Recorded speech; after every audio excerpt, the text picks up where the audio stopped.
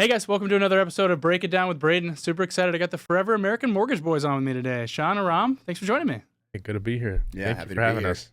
Sean and I have actually known each other for a couple years now, just through the Saguaros charity group, and I've got to meet Aram just through the business and stuff. It's been awesome to get to know these guys and just doing amazing things in the mortgage business, and just wanted to have them on and kind of talk a little bit about what they got going on. So, Sean, Aram, tell everybody a little bit about kind of Forever American Mortgage and how you got here today. Yeah. Well, Aram and I have known each other for probably a better part of a decade, and we actually started in the mortgage industry back at Quicken Loans, which is now Rocket Mortgage. And I think like many getting into the industry, prior to getting in, you have zero clue really what a mortgage is or what title is. And, most of the time you just know someone that happens to work in the industry that's doing pretty well financially. And you're like, so what exactly do you do? So out of college, initially I was looking in the hospitality industry. I had a degree in international hospitality management. Yeah. A friend of a friend was working at Quicken Loans and doing really well. So next thing I know, there I am working in the mortgage industry. I think Aram had a similar path prior. You were working at? I was an account executive for a large communication company. Yeah. First job out of school, 8 years. Then what company? What was it called? Cox Communications, okay. Yeah. Based out of Orange County, Rancho Santa Margarita. And I transferred to Arizona. I had family up here. I had my father up here. And then my direct leader here, sales leader, his name was Jojo Campson. He quit within a month, but we clicked. And I was like, where are you going? And he said, I'm going to Quicken Loans. Not that it was a checks cash place. I was like, what? Why would you do that? And he said, no, they do mortgages. And then he filled me in that you get a percentage of the loan amount. So I was like, percentage of the loan amount? I already had thoughts of selling something larger than a small business accounts, which were anywhere from $5,000 to $10,000. I was like, I can sell something higher than this price point. So I was looking at selling like Lambos or something. And then he said, no, man, you get a percentage of the loan amount and that's how you get paid. And I'm like, well, I've bought a home and the guy wasn't very good. So I think I can do that. Yep.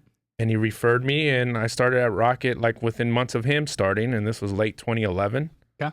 So been in the mortgages ever since. And then Sean and I kind of clicked there at Rocket and we've had a friend relationship ever since. And we decided to go on our own about 2 years ago, huh? Yeah. And it's been a big change too, because like we were talking about with Rocket, it's an enterprise company. Yep. And it's probably the cutting edge of industry training. Largest lead generator. Yeah. They have $1 billion annual marketing budget, but it's almost like a breeding ground for cutting your teeth in the mortgage industry, from licensing to education. They spend a lot of time investing into their people to make sure you know exactly what you're doing, but it's limited because an enterprise company like that, very compartmentalized, as what they call a mortgage banker.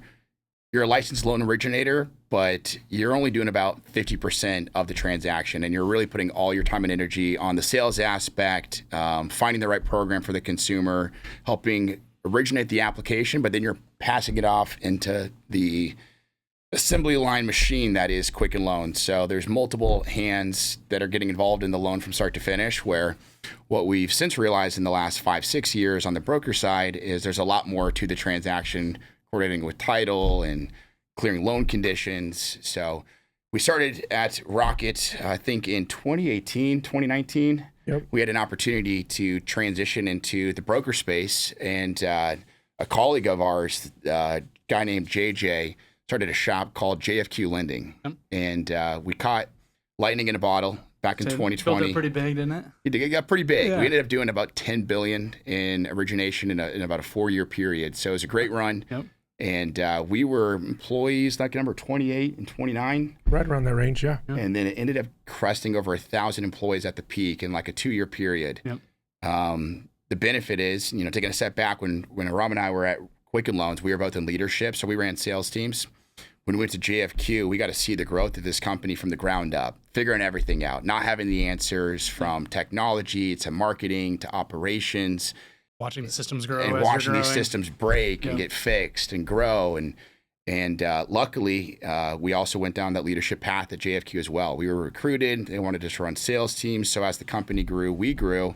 We got to be in the inside of watching this company get built. And it ended up being the #1 broker shop in the entire country by volume. And it bred a lot of great leaders. And we were around extremely smart people, and just seeing this thing get built in front of us and having a say in how it was getting built. Yeah. So, you know, one of the initial reasons we left Quicken was just it felt too big. You know, it turned into kind of this enterprise company. It was less personal. I was saying just a number.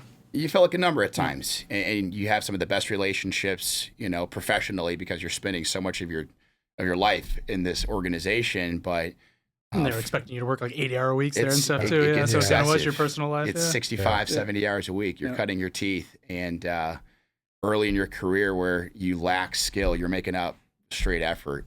But a big reason we left Quicken was to kind of get that you know, smaller, intimate, mid-market feel. Yep. And you know, what we had left and joined at employees 29 and 30 turned into 1,000, and we can kind of just see the writing on the wall. Like, once you get to that size, you're now an enterprise size company. There's processes. It's the personalization you feel kind of just goes out the door. And him and I both had aspirations to kind of get back to that intimate shop. So had always discussed, hey, should we go build something? And Yeah, I think that's what landed us, because we're like, one of the biggest things that I take back from JFQ is we got insight, hindsight, and then it was our foresight. Yep. Because we're like in it, right? And then we're like, oh, okay, this will, what would it look like? And I was like, what do we really want? And then just trying to map that out. One of them was balance in our time and day and the 60-hour work weeks, but on our time. Yep. Right? We're building something. Entrepreneurship requires a certain amount of time, but I'm like, but you're building it. It feels significantly different than when we were at Rocket and say you have to be here 60 hours a week. Yeah. So that part of it really, really, like, to me was like, hey, I need to age gracefully in this business, and it's not going to happen here. Talk a little bit about FAM. Kind of what does FAM look like today? it's got its legs underneath it. You know, anytime you're starting a business, for those that don't know, the mortgage industry's been challenging the last handful of years. Post COVID, we started seeing a lot of inflation from a lot of the money that the government printed, and how you kind of try to curb inflation as you raise interest rates. So we saw a very sharp increase in interest rates, but home values didn't really come down. So, you know, the cost of borrowing money, whether it's a mortgage or a credit card or an auto loans, got extremely expensive, like most Americans have felt over the last handful of years. So starting a mortgage company with the highest interest rates we've seen in decades was, you know, it's a challenge. You know, luckily, I think in Arizona and in our market, we've seen a pretty consistent amount of homeowners moving and still buying houses. But a majority of our career was on the refinance space. So there was a little bit of a transition. One of the big challenges for Aram and I was we were in leadership for the majority of our career. So we ran sales teams, we ran regions. We never really advertised our personal brand. We didn't need to, right? We worked at these lead generation shops that paid for consumer direct marketing. So even though people in our circle knew what we did, in a leadership role, we weren't actively originating. We were involved in almost every single loan through the team.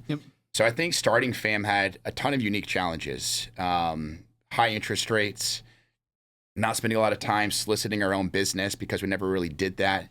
But what we quickly found is, you know, we had a wealth of knowledge that we had learned from Quicken Loans, Rocket Mortgage, and JFQ. And luckily, we're able to kind of, like Aram had mentioned, use our hindsight to kind of create our foresight, take what we liked, leave what we didn't. So it's awesome. Right now, we're on pace to do over 100 million in origination for 2024. We have 13 full-time loan officers. We're licensed in 8 states. And we've always had this vision of kind of having this hybrid model. Aram mentioned kind of just having balance in life. And that's kind of what we wanted to create, to have longevity with our people. And we're a people-first organization, not just with the clients we serve, but, you know, the employees that put their trust in us and show up day in, day out with work. And by hybrid model, what we kind of had this vision for is working at Rocket Mortgage. That's a consumer direct shop. What that means is that organization is paying to market directly to consumers, and those consumers are inquiring directly with Rocket Mortgage. JFQ is very similar. So from a loan origination standpoint, there's really 2 paths. You can be kind of a broker that goes and works with realtors and builds referrals based on clients through that transaction, or a consumer direct shop where the company goes and pays for marketing for people to call. And we wanted to combine the best of both. And the reason that is phone sales isn't easy. It takes time to kind of acclimate to being told no countless times over and over again. It's not for everybody. Yeah, there's no relationship there. There's no relationship. It's very transactional. We try to kind of make it personal and, provide great experience for the consumers that do call in, but they don't know you. You're just a name on a piece of paper. The benefit is we've been in that sales world for 10 plus years, and being in leadership roles, we've had hundreds of loan officers that we've developed over the years, and very close relationships with our people. So we brought them into the fold, and we're saying, hey, like, this is what we know how to convert when the phone rings. We're going to make the phone ring for you. But there's a whole other great world of loan origination you probably haven't seen, and that's boots on the ground, doing what you do, right? Mm-hmm. It's building those relationships and finding great referral partners, providing great service. And we said, hey, how do you create longevity in this industry? You become a master of your craft, right? You're learning all these new products that brokers can now offer. You're building relationships with realtors. So it's great. It's always a new challenge that we're running into. It's something new every day. Oh yeah. The cool thing on our side too is that once we got pulled behind the curtain, we saw the pricing difference between a Rocket retail and a broker shop. Yep. Yeah. And we already thought we provided value, but now we're providing not only value, but some consumer pricing that's better for our clients. So when we're up against the retail loan shop, Rocket, Fairway. Yeah, you don't have to pay all the marketing dollars that the Rockets have to pay. So you don't have to bake that into your rates, so you can actually have it more effective for your clients. Yeah, 100%. So we pay it back to the client. We might tell a realtor like that's working with Guild or over one of these bigger shops, hey, this is money back in your client's pocket, which increases their buying power. So you got a $400,000 pre-approval. Now we're giving them $450,000. Yep. And that was the dove in hand that allowed us to create these relationships. And thankfully, over the last 2 years, it's led to Sean and I performing at a decent clip, understanding that we weren't in production for a better part of a decade, maybe early on, and then going to leadership. Yep.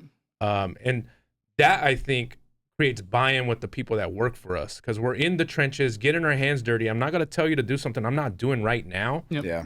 And that has allowed us to tip this scale our direction and get to 100 million by the end of the year. And we got aspirations to hit 250 million next year.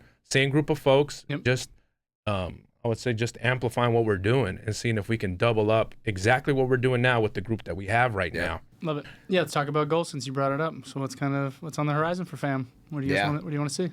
Yeah, so I let the cat out of the bag, but 250 million is our goal for next year. I believe we can get there based off some things that we've created on thankfully to Sean and the team, efficiency side, technology side. It's took 2 years to kind of tweak and look at, and you're like, hey, how can we get better here? How can we hand this off and get back on the front of originating? And that's where a lot of our history with Rocket allows us to have a higher ceiling mentality, because we see it. We see it. I think, and I'll share a quick story, but I went back to JFQ, and in the beginning we were originating, and in my mind, I still had a retail mentality, meaning 30 loans in a month was like, that's like the mile marker. I was getting a loan a day. And within 3 months of being at JFQ, I think I originated 44 loans and 10 million in a month. This was like March of 2019. And then Sean backed it up the following month with 38. And it wasn't something that was normal in a broker space, but I didn't know any better. Right. So understanding that, we want to make sure our guys do not pull back just because they've originated 10 loans and it's, that feels good. We want to make sure that they have that high ceiling mentality. And you don't get that unless you worked at the retail shops where they're pushing out 50, 60 loans. Right. Yeah, just doing crazy volume. Per loan officer. Yep.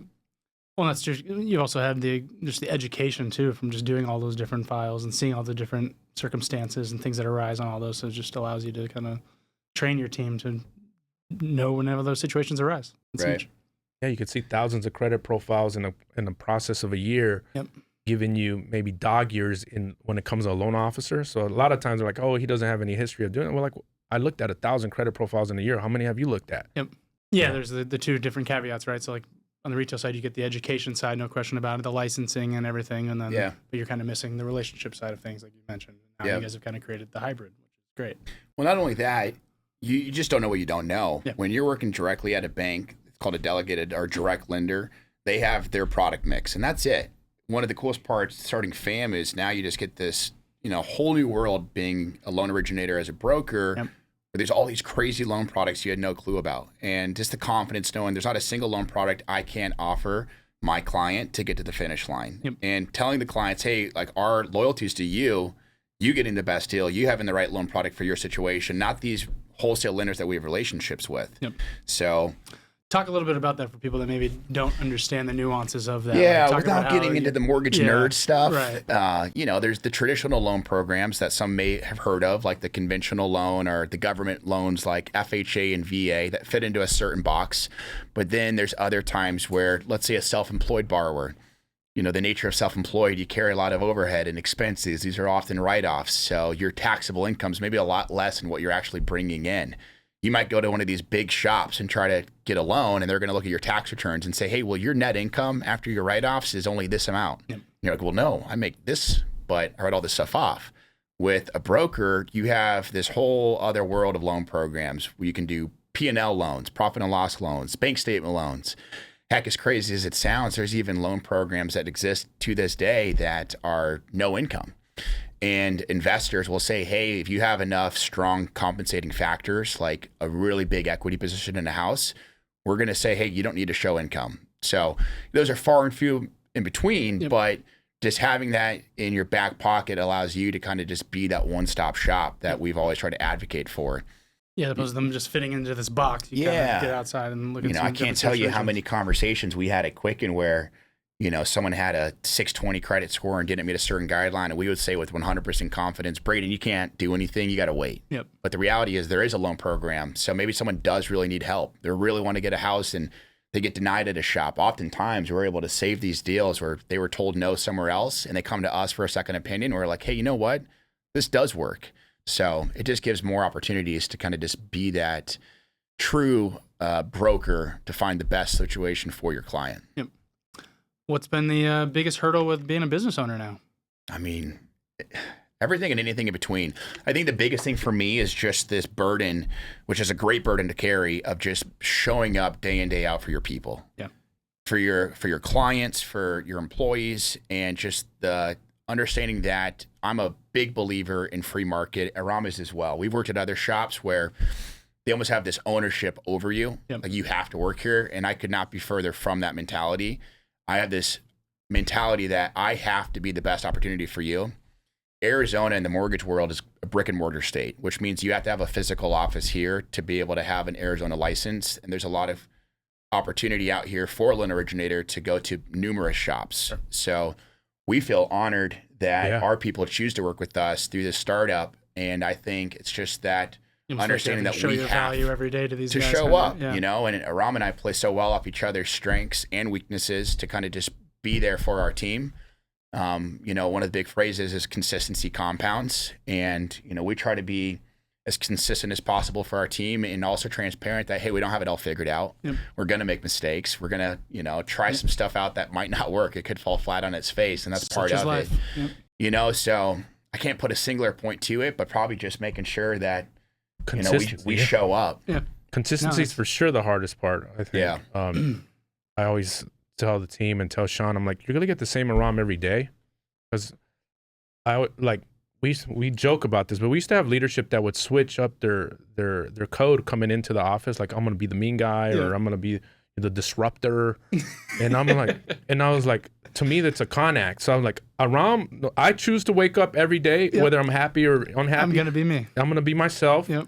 And I'm thankful for another day. And then I come in the office and I'm the same no matter what. Now there might be a message we got to send and we got to, coach and things of that sort. But I'm like, that's not going to switch up the code. Yeah. I'm not putting on some front or whatever to present to you a different way today just because my attitude changed this morning or whatever. Right. Or just because you walked in and maybe we had a bad business day yesterday and now you want to get up someone's ass or something like that. And I'm just like, that can't be it. That's not the answer. And we've gotten people that recently joined us saying, this is exactly why we're here. Yep. Your guys' consistent message, even whether it's on social media, whether it's when I see you in the street, it never changes. And I'm like, it doesn't have to change if I'm authentic. Yep. And that's what leads to a lot of the folks having this, they're ingratiated to us because of that. And I'm like, yeah, I'm not going to change, guys. This is who I am. I'm a man in my 40s. Why would I need to switch up code for what? I don't need to be anything that I'm not. Yep. Yeah. No, very good point. What's kind of some stuff that you're excited about just in the real estate industry?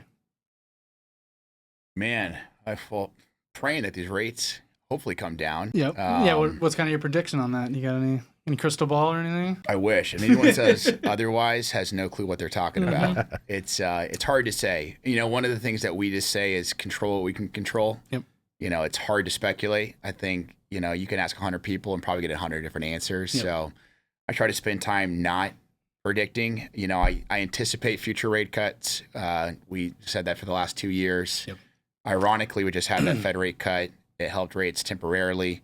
That was like a good 2-week run. 2-week run. It was the refi boom of 2024. Woo! We're on fire there. What most people don't understand is that you have a pretty good sentiment of what the Fed's going to do prior to them actually making the announcement, and that gets baked into the rates prior to the actual announcement itself. So rates were actually getting lower and lower leading up to that rate cut, and ironically, when the rate cut actually happened, they went up that day. Yep. So the long story short of it is what's good for the economy, bad for mortgage rates. What's bad for the economy, good for mortgage rates. So the recent climb that we've seen in the last handful of weeks is kind of due to a stronger job market. We're seeing more jobs created than we anticipated. So mortgage rates are all just based on speculation. It's these reports that come out, whether it's job growth or what they think the Fed's going to do. Ultimately, we can spend time speculating. Yep. Yeah, it's just speculation even on who's going to win the elections. And well, now they kind of think that he's going to win. So now the markets are actually kind of going that way. I almost put money the opposite direction if it's so, I'm like, wait a second. Yep. On a local level, I always say, hey, once the price has been accepted, it doesn't go down. So we've seen 2 years of rates being in the 7s or on a 30-year fixed, just conventional mortgage. Yep. And people are placing offers and homes are getting sold. I was like, once that price, like yesterday's price is not today's price anymore. Yep. So we've seen, drastic changes here locally. I remember buying my house in 2010. I had no idea. I was coming from San Diego. I thought it was the cheapest thing ever. Yep. And I was like, wow. And now I look at it and I'm like, $700,000 conventional mortgage is what it is. And now it's bumped up to $800,000. So on a local level, I foresee things to continue to increase, and let alone if rates drop. Yeah. We're in a weird market, and there's a few markets like this throughout the U.S. And thankfully for us, it's good for business because people are going to buy homes and people are going to keep moving to Arizona. Yep. See the California, you see the Washingtons, you see the Idahos, you see people coming in. We have a lot of clients coming in from out of state. Yep. And more shitty weather things going on around the country where people are going to go, okay, you know what? They got a lot of sun out there. Yeah, like looks Florida, pretty nice. Yeah. The state income tax isn't that bad. It's not completely zeroed out, but it's nominal in comparison to California and these other states. And we see that too. We see the people coming from the East Coast, maybe even Tennessee, and coming back this way. Yep. I think on a local level, I foresee us going in through another boom in the next year. I do believe there's something else catastrophic happening, but that's just the conspiracy theory in me, But what do you mean there? Almost 2 or 3 assassination attempts on Trump, and there's a lot of weird stuff happening in the markets. If you look at, historically at the Dow Jones and how it's gone up so significantly in the last, let's say, 10 years, what's going to happen? So, I don't things that go up must come down, right? So I think something weird is going to happen. I don't know what it is. But there's always that black swan event on the horizon. It's always something. Yeah. Well, and we talked a little bit about interest rates and the big, analyst in the mortgage guy is always the Barry Habib. I always hear his predictions or whatnot. I think all of his predictions in the last 2 years have been wrong. Completely wrong. So you mentioned in the beginning, someone that actually has the crystal ball or says they do is just a liar. It cannot be more correct. If you correct. actually can predict interest rates today, please God, get on my team and let's figure this out together, right? We'll be very, very rich. Trillionaires for that matter. Yes. But and if Barry doesn't have it, I don't have it. Exactly. For sure. Literally everyone thinks he's the guy. Yeah. And all of his predictions He's are wrong. for sure the guy, but I'm like, whoa, he's off. He's been saying rates in the 5s for a long time. Yep. And they're not there yet. Talk a little bit about your team. So you guys got 13 originators on the team now. Yeah. What's kind of the makeup of the team? Like I was mentioning, being in leadership, the coolest part about our careers is we've just met awesome people along the way, people that started their career with us, like brand new first month doing loan origination. So, We've had a lot of people reach out over the last 2 years. And were they from Quicken, from JFQ? Combination. All over? All of the above, yeah. All of the above, Yep. yeah. And we've done really no active recruiting. We've actually just had people kind of come to us. Yep. And so it's kind of a cherry-picked group of guys and girls that we just feel like we have a kinship with. And we have aspirations to double. My mentality as a business owner is until we have too many leads that we know what to do with and people can't even handle the amount of lead flow that we're providing them, we don't have a personnel issue, we have a marketing issue. So we're right now kind of in that phase where month over month we're seeing serious growth because we're making big investments back into our marketing regardless of what the market's doing, and just want to get to that point where our team has more opportunity than they know what to do with, and at that point probably go back and start adding the right people to it. But we've had kind of the mentality of slow, consistent growth. Yep. Don't put the cart in front of the horse. I almost take pride in saying I'm not a recruiter. Yeah. So I and Sean as well. I'm like, I'm not going to recruit anyone. I don't want to. Yep. And I'd rather have the right folks reach out to us and then we can vet it out. We have a good group. We have 4 bilingual loan officers, including myself. And then we have 2 homegrown talents, and then the rest come from, inside the mortgage industry, worked at JFQ or Rocket. Just a good group of folks. One big thing that we do say is, like, coming in the office, I do not want to feel like I can't come in and talk to the folks that are in there because someone's throwing off the energy and the vibe in our office. So, and we have a little bit of everything. Like I just said, we have bilingual, we have a woman, and I can say confidently we walk in every day and we know that our folks are going to be good folks. Yep. And it's easy. It gets really difficult when we were in a situation where you had to cater to someone, and it makes it a really difficult work environment that you're consistently having to cater to one personality. And, I pray all the time. I think we don't have that issue. Yeah. And we're not the issue either. So I'm like, we're going to bring our vibe. Yep. And we want to make sure that people fall in line there. And no one should feel awkward or say, can I work from home? Because some such and such makes me feel a little, none of that. Well, like you mentioned in the beginning, if you're being your authentic self, then you're going to bring people around that are being that same way, and they're not putting on this fictitious front or whatnot to just kind of be who they're not. Yeah, no toxicity, nothing. I think another big thing, we work in these spots where you're an adult in your career, but you had this immense pressure that you were always kind of on the chopping block, even if you were doing everything right. Yeah. And it was hard to balance life, and things would get kind of caught up to you, whether it's doctor appointments or just errands you had to run. And this existed in these kind of like high volume call center where every single month the scoreboard resets to 0. So you always have quotas to hit, and it's very hard to find that life balance. And Aram and I are big proponents, A, on the authenticity, but B, just treating people with respect and like an adult. These people are in their career, making a living for themselves. They clearly want to make a living for themselves. I can't be ignorant to think I want it more than this person does. They have to support themselves, their family, whatever the case may be. So we've had the mentality of, just communicate with us and we're going to be very reasonable. Like, you get to take a day, no problem. Like, we get it. This stuff comes up. You want to work from home, no problem. So we actually have kind of a fun office down in Arcadia. We spent, time kind of designing it and making it kind of feel like home. Like an apartment. Yeah. Kind of feels like that. But, we got a good group, and there's something to be said about like having the fervor of a sales floor where you can look to your left and your right.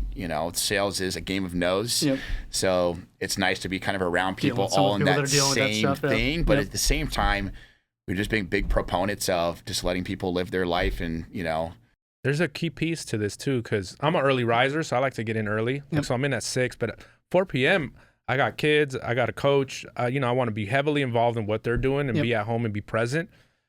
So I made it optional for people to show up at 6 with me. I was like, hey, I'll give you some extra time. We can review your calls. We can coach. We can do things that will be a little extra. But 8 to 4 is our regular schedule. Yep. I'm like, and that's what we'll hold you accountable to. And honestly, over the course of like the last 90 days, we have half the group in there at 6:30 with me. Not forced, very organic. And it's made for a really, really good sales environment because now people are getting better at their craft outside of their typical working hours, which I think is what it takes. Yep.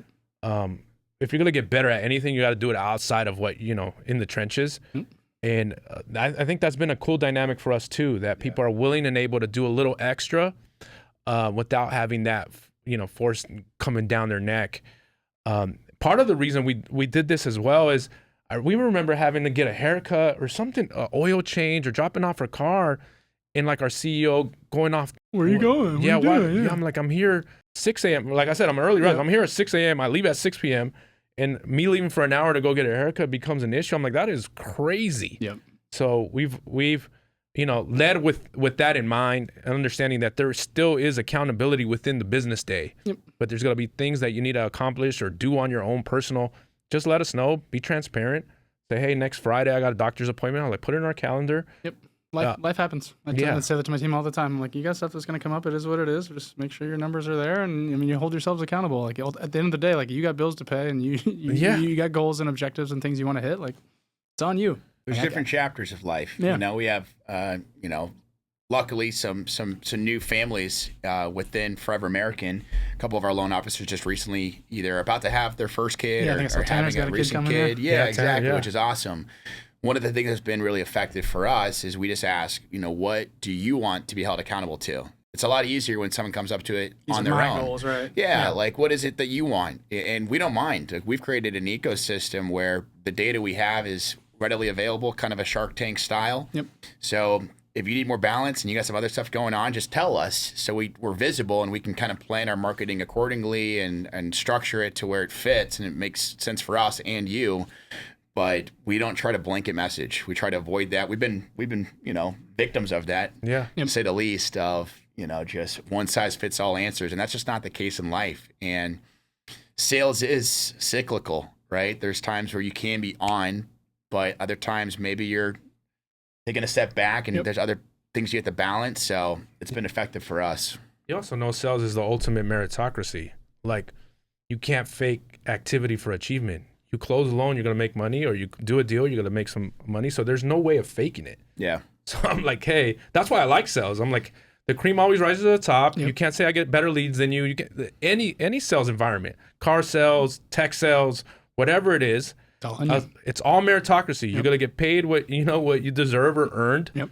And I don't think there's a better environment as far as work. Like, if I told my children, I was like, you should probably do sales. First of all, you probably need to be a waiter or in the service industry first. So you cut your teeth there. Yep. Go work somewhere where people are gonna, chew your head off because it's undercooked, overcooked, or whatever. Yeah, belittle you a little bit. Yeah, That's and then and get into sales, and you'll see what the ultimate meritocracy looks like. Yep, I love it. Yeah, you guys have created just an amazing culture and just kind of a family in the mortgage industry. You see what I did there? That's what you did. Yeah. Appreciate that. For anybody that wants to kind of learn more about the fam, how can they get a hold of you guys? Handles, Forever American Mortgage, website, foreveramericanmortgage.com. Home Loans Aram on Instagram. Instagram. Lawsy. Yeah. Gamer tag from 20 years ago. It's never changed. Love it. Yeah. Boys, thanks for coming on today. Yeah, man. Thanks for having us. It's been awesome. Yeah. Sean Caldwell, Aram Shwani, Forever American Mortgage. Thanks for sticking around for another episode of Break It Down with Braydon, and more to come. Thanks, guys.